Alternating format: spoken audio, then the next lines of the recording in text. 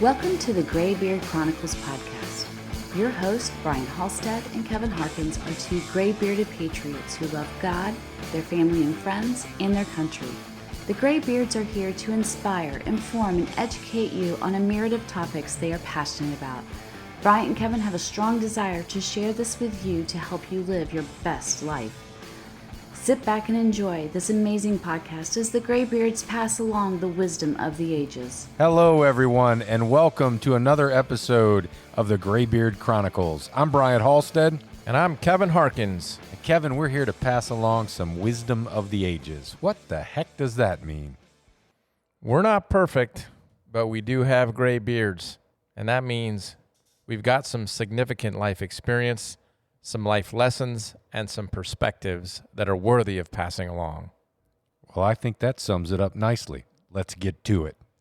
Kevin, what's going on, sir? Good to see you. Let's get to it. Well, this is take two for the evening. Take two, and this is different. Yeah. Those of you that are listening would have no idea if you're regular audio listeners anyways, but we've been doing a YouTube video along with this for, several months now. And for some reason tonight, our camera decided it didn't want to pick up the audio. But that's right. I'm not going to give it a hard time. I'm going to figure out why it's not working, because it saved us last week when I forgot to hit the record button and the camera was picking up the audio. So maybe it decided it did such a phenomenal job last week that we didn't thank it enough and it took the week off. Didn't we just do a podcast on Plan B or whatever? What do we call it? We did Plan B, exactly. Yeah, sometimes it happens, but we're committed to that once a week release of an audio podcast at a minimum, and the video is just a bonus for those that like to listen or watch in that format. And I'm here sort of twisted trying to look at you because I don't want you to hurt your neck or anything. I can actually look at you in the camera while we're looking at the camera because I can see you. Right. And now, having a conversation just like out into space. So anyway, yeah, it does kind of change it up because we're both, we're used to looking in that direction. Right. So, right. Of course, people that are listening to us have no idea what we're talking about because they can't. I mean, they might be able to visualize it, but the one thing that I'm a little disappointed about no video today is I got a haircut today, and I thought I was looking particularly good. So I was having a good hair day with whatever hair I have left. Well, damn, I'm sorry to disappoint that I did not notice and make a comment, but that's also a good thing, right? So they say the idea of getting a haircut and people don't notice is actually indicative of the quality of the haircut. The idea is to get it trimmed up and not drastically change your look, unless that's your goal, right? I think people who say that are people who aren't that good at giving haircuts. Yeah, maybe. Right. That's what I think. Yeah. Yeah. If I were a stylist, a barber, whatever, and people weren't noticing my work, I'd be like, yeah, of course. If nobody notices, it's just because you're doing a good job. Right. I guess when you think about that really doesn't sound like that makes all that much sense. Because even if you're getting haircuts. I remember in my Marine Corps days, right? You're getting haircuts once a week. Right. You could still notice. Yeah. Oh, yeah, absolutely. Anyway, there you go. So tonight was your topic. Yes. And you picked a good one. Yeah, it's kind of a follow-on to a recent podcast that we did. It is. And what were you... What led you to this particular topic? Yeah, so we did this podcast not long ago about sex in your 50s. Or any age for that matter. Right. And, kind of touched on a little bit of, are you getting any or not? And if you're not, why? And I'm not sure we took a deep dive enough into that why. And if we did, then, maybe we didn't offer enough solutions or, guidance for folks that might be having some challenges there. And I also know that, folks aren't going to necessarily walk up to you and say, hey, I'm having a little problem. I mean, they might. It depends on how, what kind of friendship you have with them. But I think sometimes people like to listen to guidance like this in the privacy of their own car or, wherever they're listening to this podcast. So I figure we throw some stuff out there. So the title I picked is she just ain't that, what did I say? Easy for me to say, She right? just ain't that into you. Yeah, that's it exactly. She Boy, just ain't that got all into you. tongue-tied there for a second. Yeah. So, why is that? And I think there's lots of different reasons that could be, playing into that. And I just wanted to have a further discussion on that. So what came to mind for you when I said that? Yeah, that was it. It was basically, well, maybe I moved beyond where you wanted it to go, but I went into relationships in general. And yes, I think the title is focused on what can a man do to be appealing to a woman so that she is that into you. But it goes both ways. I mean, same thing. What can a woman do to be appealing to her spouse, lover, partner, whatever that particular relationship so is. more of a focus on people that are involved in existing relationships, or are we talking about dating too, or is it all the above? I think all of the above for me.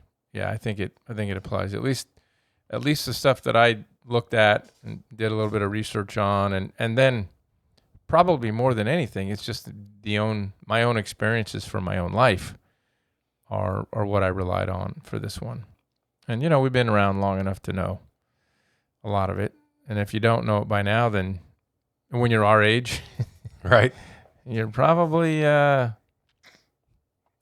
Yeah. If the only sex that you're getting doesn't involve a partner, then you might want to pay attention to this.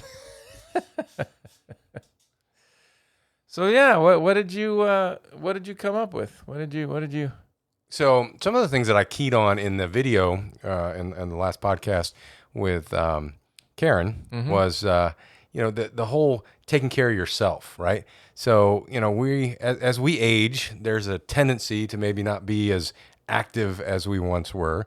Now, many people combat that, and I think that's important. Now, if you were, I think it's maintaining whatever level you were at when you first got engaged in this relationship with whoever your significant other is, right? And continuing to work on improving yourself.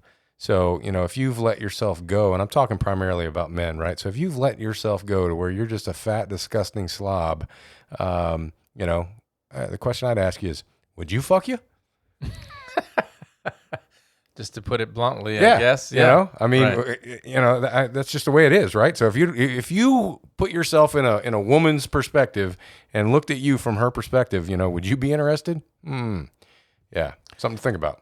Yeah, it's funny you should mention that, because when I think about some of the videos that I've seen or conversations that I've had about what should a man do, and actually this can be the same thing. What should a woman do if you are not appealing to your, I'll just say your lover.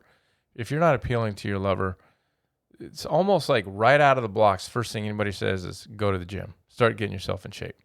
There's probably all kind of other things that are going on, but the reason that getting yourself squared away physically is it's something very concrete, something that you can really see, and it starts the momentum in the right direction, I think. And so getting to the gym and starting to work on yourself, man or woman, I think starts to.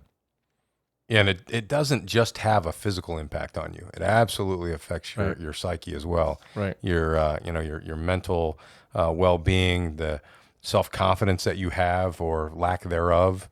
All of those things, getting engaged at the gym and working out, and you'll find benefit across the board. Right.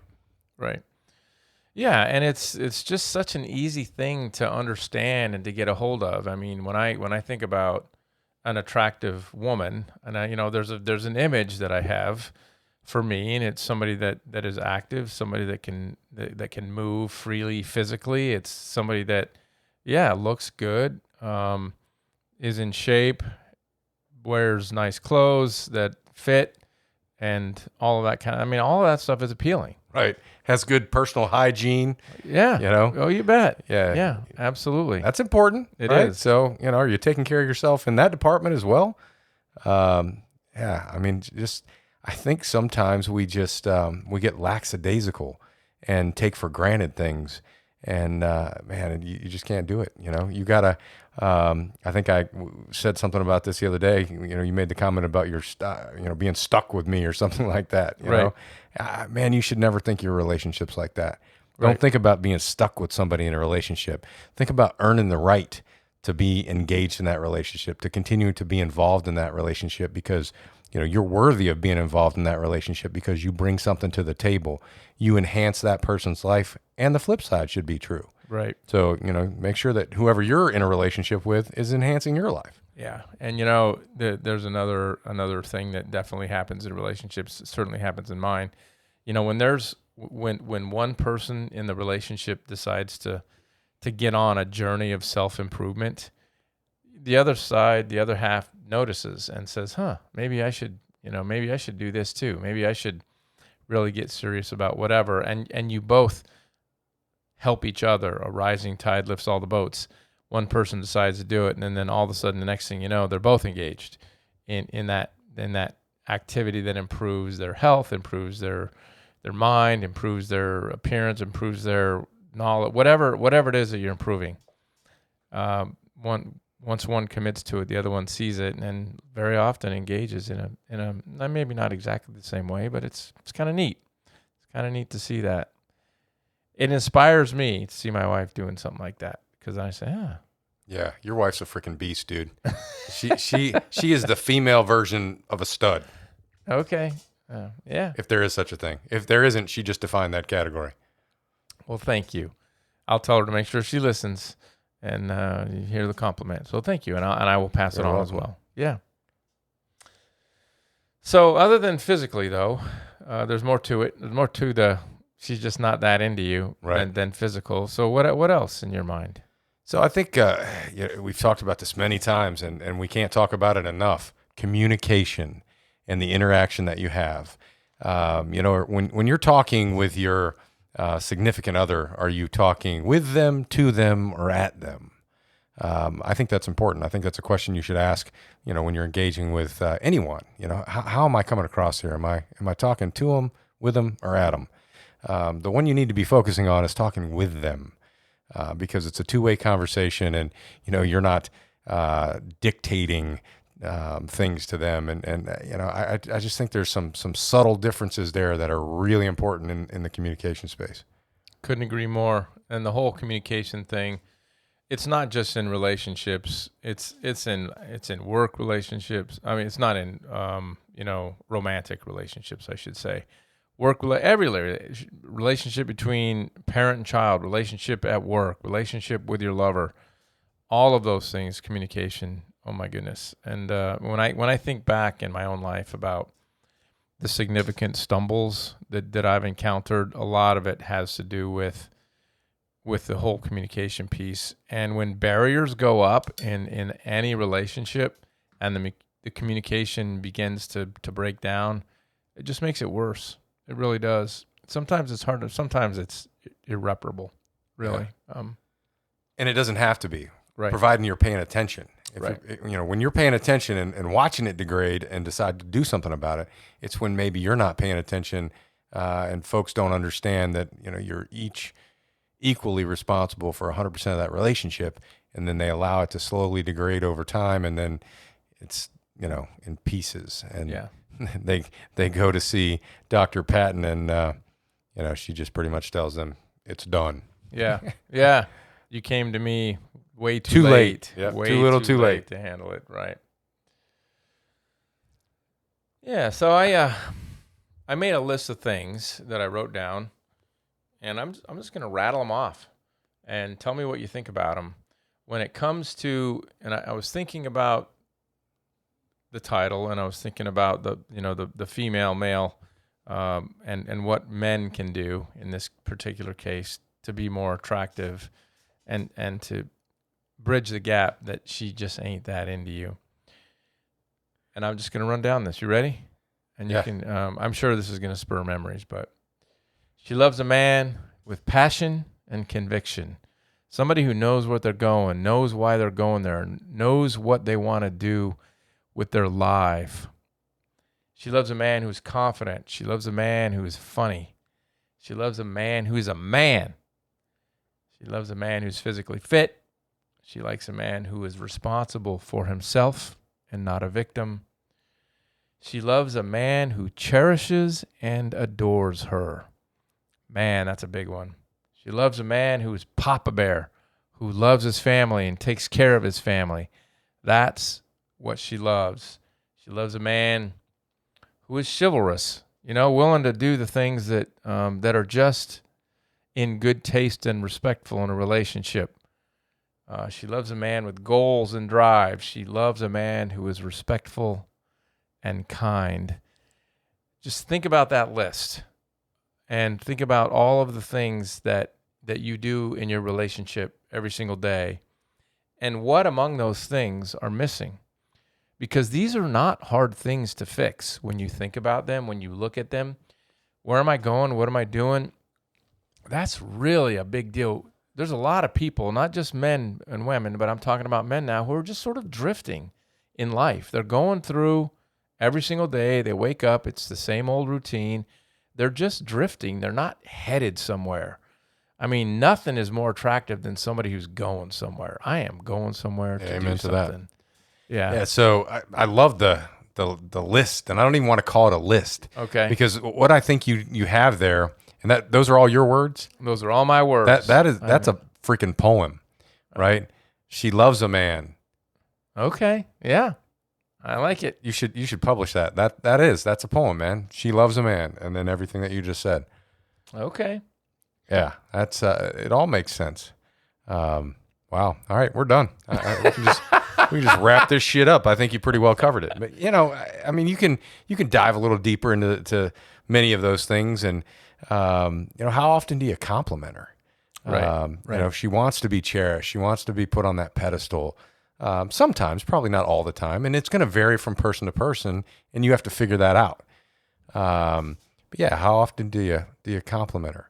How often do you just randomly grab her ass and say something to her? That's whisper a sweet nothing in her ear. Yeah. Oh yeah, absolutely. Yeah, preferably not in public. Right. Do those things at home. Right. But and how often are you just grabbing her and kissing her? You bet. Passionately. Exactly. You bet. That's a big deal. That is a big deal. You bet. Being spontaneous. That's another one that I think. So years ago, not that many years ago, but I was listening to Jim Rohn talk about relationships, and he's a personal development guru, and he talked about spontaneity, but he also talked about creating memories together. That one of the things that you love in a relationship is the ability to go back and remember very special things that you did together as a couple, that you went to a certain place and did a certain thing, and you have that now, that common experience together that you can go back and replay, and it strengthens the bond, and it creates connection that you can always go back and pull out and say, wow, remember that time we did this? Wasn't that fun? And so having that kind of memory generating activity that you actually, and you have to take time to do it, because it's not just going to happen. I mean, there's some spontaneous stuff that you can do, of course, at any time, at any place, and unless it's just batshit crazy, most couples can really enjoy doing something like that.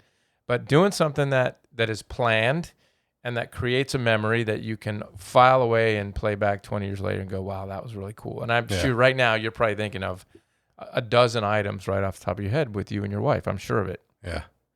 Yeah. Spontaneity is one of those things too. It's been a while since we did a trip like that, but that's fun with no particular destination, just a direction. And that direction could be decided, in the moment. So yeah, I think that's very important. And for folks who've been around their spouse, their lover for a long time, you learn this over time, but especially couples that are together early in their relationship, there's very often an attempt to try to change one person, trying to change the other. If he would just do this, or if he would just be like this, or if he would just, or same thing, if she would. boy, that's a road to hell. Yes, it is. Just decide you ain't going to change that person, and you shouldn't try. You accept them for who they are. You cannot change another person. Right. They can only change themselves. Right. And now I will say that you might be able to influence some change, and at the same time, they have to be willing and they have to make the change. Right. Yeah. So how about this? What in your opinion, what's the number one need that women have?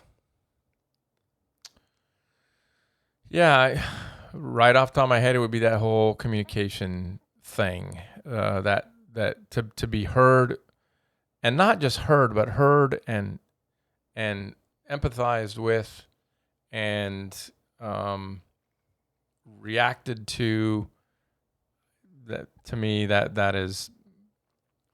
I might be wrong about that, but if she thinks that she can connect with you and does routinely connect with you, boy, that just covers a multitude of sins, because she knows she can come back to you. And I absolutely think that's high on the list. I don't know that I would put it as number one. And this is not necessarily a number one that I identified. I read this somewhere years ago, and I believe it to be true, that the number one need of women is safety and security.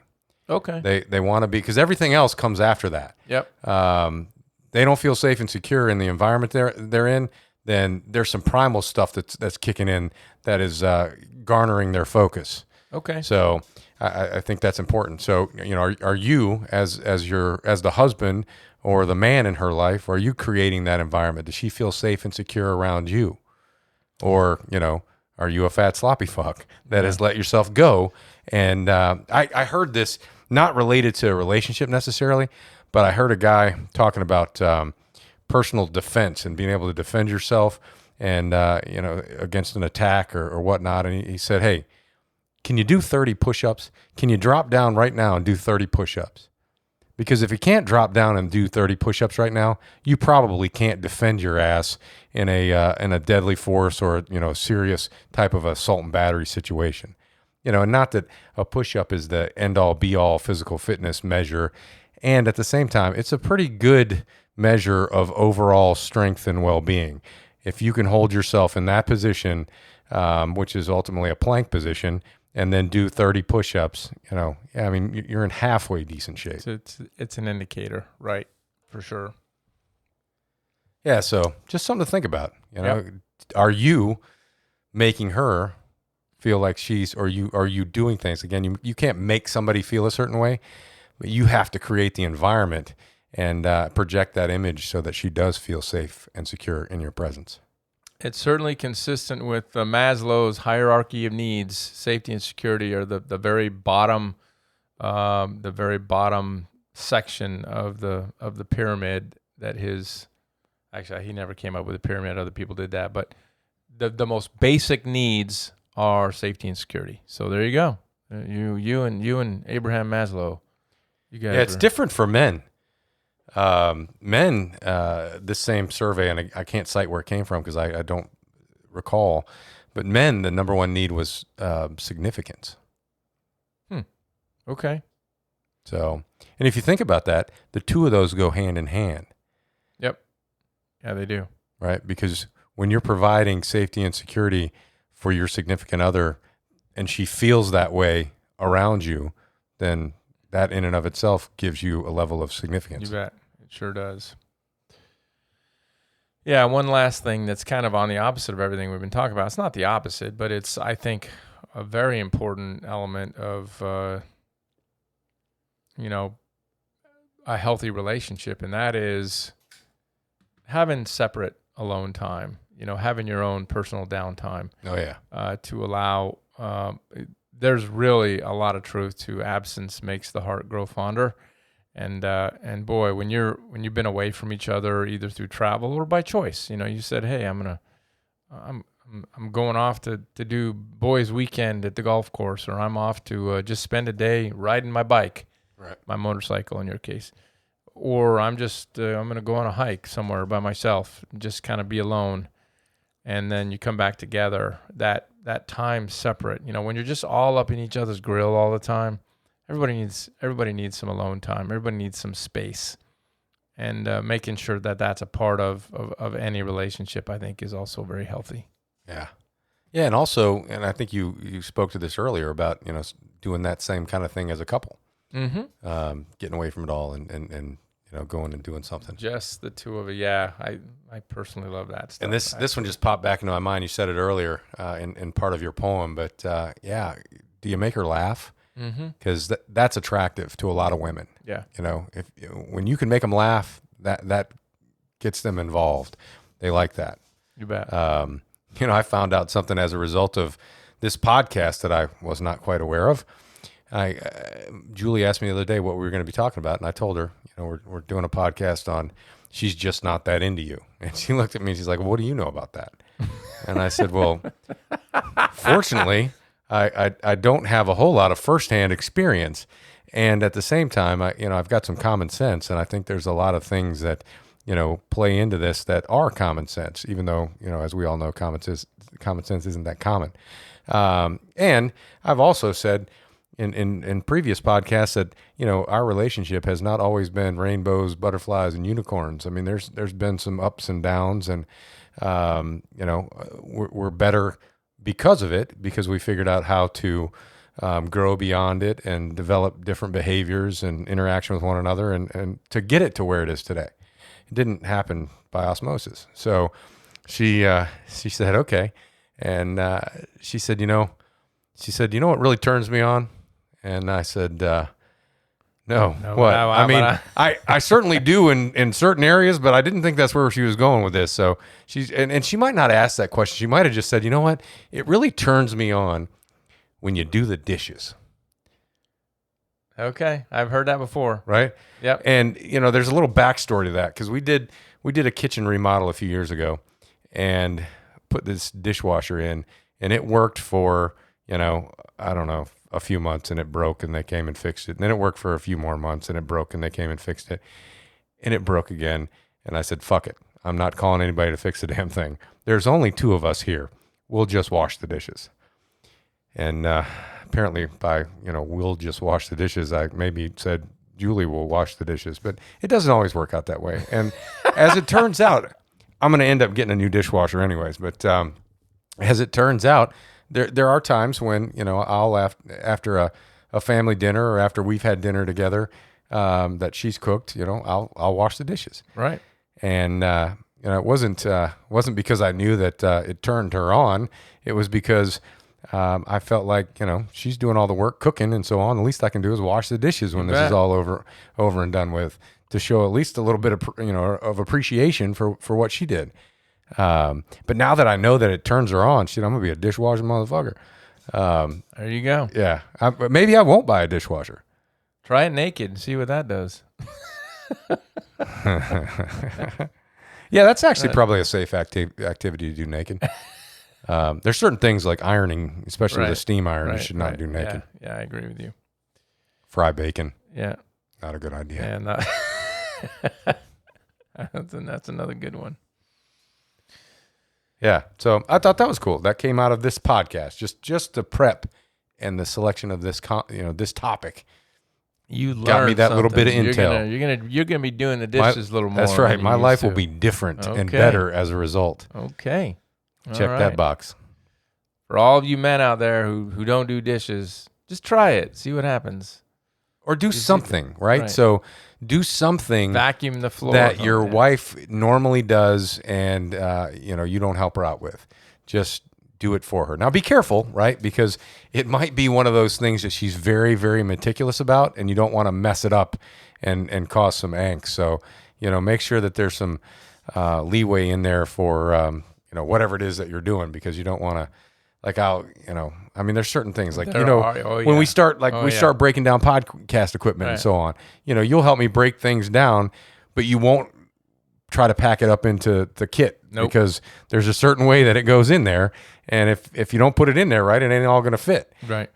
So, if it's that type of situation, just be wary of that. I learned that everything is in its place with your podcast equipment, and I can only go so far. Yeah, otherwise it won't fit. I mean, I certainly appreciate the help, and I don't want to, communicate that in a wrong way. And, at the same time, obviously it's all got to go in there. Right.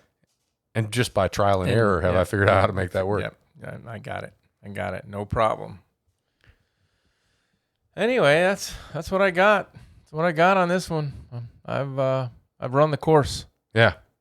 Yep. I think I have as well. Okay. I'm sure there's more things we could think about. You get into every single one of these things in depth, but the biggest thing is, yeah. Think about your relationship, especially as a man, and think about those things you can do to make her into you. And if you just don't care anymore, you like you said, you're now a big fat slob, and you've lost your manners, and you just don't care. Well, then what you get is what you deserve.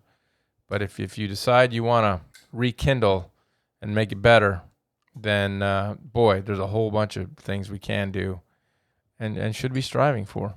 Yeah. Focus on communication. Take care of yourself. Make sure that you're actually providing that image of safety and security that she needs.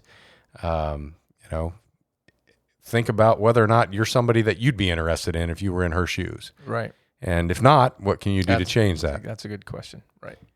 Yeah. I think I said it a little differently the first time I said it, but yeah. Yeah. Same thing, right? Same Same thing, message. yeah. Right. But that's it. And, talk to your friends, talk to people, I think in some ways we're too closed off to, advice that's right there and available in front of us.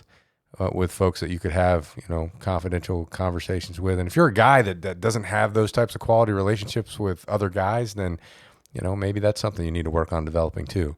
There's a whole nother thing out there about male loneliness, and we've covered off on that before. And, some of that could be contributing to your, the things that are causing you to let yourself go and so on. Yep. That's it. All right. Good Well, topic. thank you. Yeah, good conversation. And good follow on to the sex in your 50s or any age. I think it, maybe we covered a few more topics with a little more depth to help shine some light on what might be going on. That's it. Yeah, so thank you. All right. You are welcome. Thank you. So no video tonight, but I will say to all of you that are listening, no matter who you are, where you are, or what you're doing, make sure between this podcast and the next, you take time to enjoy the ride. If she'll let you. Make it memorable. Thank you for listening to this episode of the Graybeard Chronicles.